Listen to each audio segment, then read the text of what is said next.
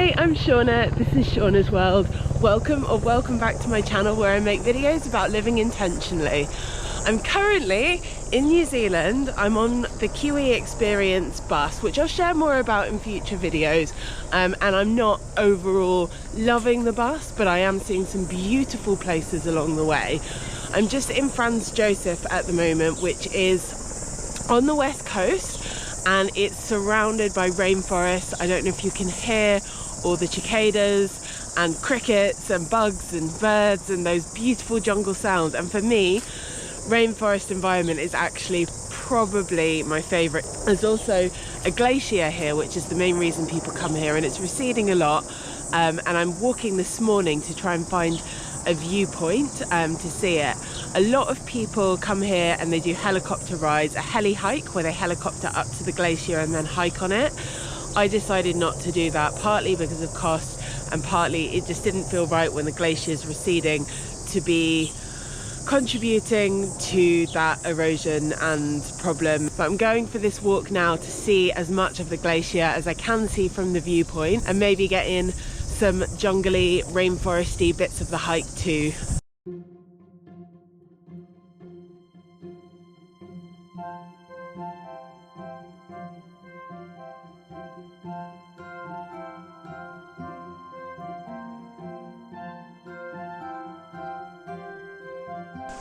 This is stunningly beautiful. I am so happy to be here right now, to be seeing these mountains and hearing this rainforest.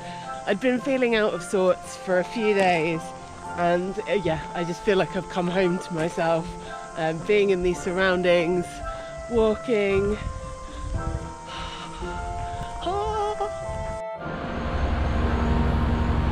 One of the only downsides of Franz Josef is there's pretty much non-stop sound of helicopters, because one of the main things people come here to do is the heli hike or a scenic helicopter ride. So it's just constant.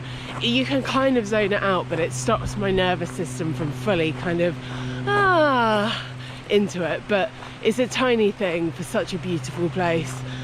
So I'm just walking up to this viewpoint now. It's about a 45-minute walk from my hostel to the start of the track, and I believe the track that I'm walking on is only about half an hour walking now, but you get a really good view of the glacier.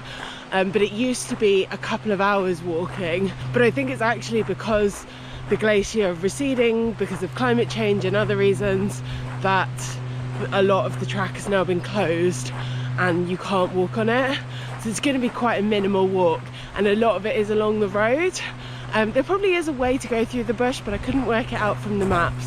I have quite basic maps for the area. I don't know what people are mostly using around here. But even being on a road, it's not that busy on the road, and you have these beautiful striking mountains all around. So, you know, it's a walk that is bringing me great joy, and I have no qualms about it being partially on the road. Oh, I thought it was going to be along the road the whole way, but it's just taken me off-road down a little path which is really jungly and got that rainforest feeling and those sounds. I wish I knew more about the trees and the plant life here. I'm going to try my IDing app. I don't know if it just works for UK plants, but try and see if I can ID some of the plants and trees here that I find interesting. Okay, I've realised the trail I'm on now is actually where I was headed, so this is the start of the official walk up to the glacier. So before I was just getting to there on the road, and now this gorgeous jungle path is hopefully going to take me to a nice glacier lookout. I've just passed the start point to the fantastically named Alex Knob track, which takes about 8 hours to hike, and I actually, if I'd gotten my act together with planning, I'd have done that today, because that would have been a really good hefty hike to do with my day, and I only have one full day here. I'm leaving early tomorrow, so it's a shame I'm not going to have a really more intense hike, but I'm just glad I'm seeing all these wonderful things and getting out for a walk. I did use my plant identification app to try and spot some new species, and there's a whole host of them that we don't have back home. So I had the New Zealand tree fern and the hound's tongue fern, and then all of the others just came up in their Latin names, so I don't know anything about them, but might have a bit more of a look when I get back. But yeah, it feels good to collect some new species. you know, the environment looks so different to back in the UK. It very much feels rainforesty, but when you break it down, looking at the individual plants and trees and species, there's nothing that looks that unusual or different. It's just the giant ferns, I suppose. I mean, we have ferns in the UK, but nothing kind of that I've seen like growing way above. And okay, I was wrong. That was not the final trail up to the viewpoint. So I got to a car park and now it's a 30-minute walk to the viewpoint. And I see there's a lot of other little walks that start from here. So I think I'm going to do this one. And then when I get back, then maybe do another shortish one. I didn't bring food with me, which is really silly of me. So I can't do a really long one. Well, I could. Maybe I will. Maybe a fasted walk. Well, I had breakfast. That's probably not very sensible. I should fuel if I'm going to be walking, but I'll do a little one. Do this one, and then there was another one that I think was about a half-hour walk or something. And it all adds up. I haven't managed to get a single shot of a bird because they are so fast, and every time I go to turn my camera on, they're already gone. There are some really incredible birds around here. I don't know what any of them are. I do have a bird ID app, but that one I know is only UK birds. And there it is. I don't know if you can see with the wide angle, but up here, the Franz Josef Glacier. So where we are now is right above the Alpine fault line, which is why the glacier is formed. I read the sign, I don't know if I'm articulating this correctly, but the tectonic plates underneath us rub together and that pushes the Alps up from here, and that's why the glacier formed. That was pretty special to see such a spectacular bit of geography. I can imagine doing the heli hike and going up and seeing it from above and then hiking up on it is a really special thing to do. It just didn't feel right for me. It's also very pricey and I'm on a budget, but I do think it's probably very worthwhile doing it if you are here and it does feel right for you to do that. I think it's probably a really spectacular activity. Okay, so there's 3 other walks along here. I think the Roberts Point track, that takes about 5 hours 20 minutes. That's a bit long for not having any food, but I might try and do this Douglas walk or the Peters Pool, undecided. Well, I just checked the map and I realised the Peters Pool walk and the Douglas walk are both out and back and they're on the same route, so I'll just go to Peters Pool and then carry on to the end of the Douglas walk, and that will be my walk. Peters Pool is a lovely peaceful little spot, and it was named after a 9-year-old boy called Peter who camped out there in 1894. The whole area used to be covered in ice. It was just a complete ice block, and one day there's going to be no sign of Peters Pool at all, which is a shame because it's a really, really nice spot.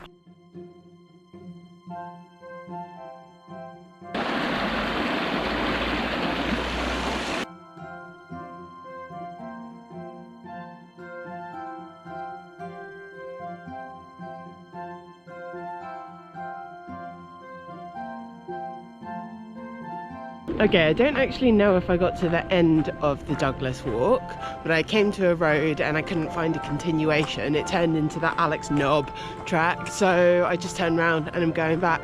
So I don't even know for 100% sure if I finished the walk I set out to do, well, before turning around and completing the second half, but I think I must have.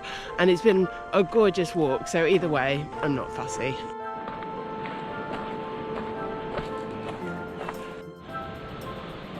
Oh god, it's so stunning.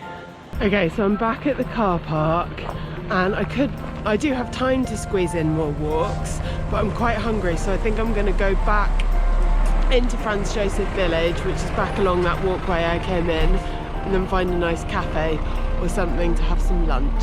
And it's just a little section along the road now back into town. It's starting to rain and I'm glad I got through most of that walk before it started to rain, and I've got waterproof in my bag. Doesn't look that grey and cloudy up above, so I don't know if it's even worth getting my waterproof out. I might power it out a bit longer, and then if it gets much rainier I'll get my waterproof out. Oh, well, I went there, the waterproofs are out. I did make the rookie mistake of wearing denim shorts, which isn't ideal in the rain, but I'm so nearly back to Franz Josef Village now, and I'm going to find a little cafe to shelter in, although I'm sure everywhere will be very busy. So I made it back without getting too wet, and I've come for some food in a nice little place, got a Korean poke bowl. Everyone said it was going to be rammed everywhere in Franz Josef, and it's busy enough, but I think in New Zealand the concept of busy is very different to the concept of busy in the UK. I am utterly thrilled that this hostel, it's called Chateau Backpackers, it has really affordable laundry. It's like $4 to wash and dry. And some of my clothes I brought with me, especially some of my socks, I'd taken from Israel from hiking the trail. I needed to bring them here, but because my luggage got lost on the way back from Israel, I didn't have it back until just before I came here, so I don't have a washing machine, so I didn't have time to do laundry. So I've just been touting around these disgusting socks, and it's just a joy to clean things, to do some actual laundry. And this hostel has really good facilities generally. They have a hot tub and a gym, and they do free breakfast and free soup in the evenings. It's a really good one if you're looking for budget accommodation here. Well, that's all from Franz Josef. If you enjoyed the video, don't forget to give it a like, and please subscribe to my channel and do leave a comment down below. Let me know what you thought. Thanks so much for watching today, and have a lovely rest of your day. Bye!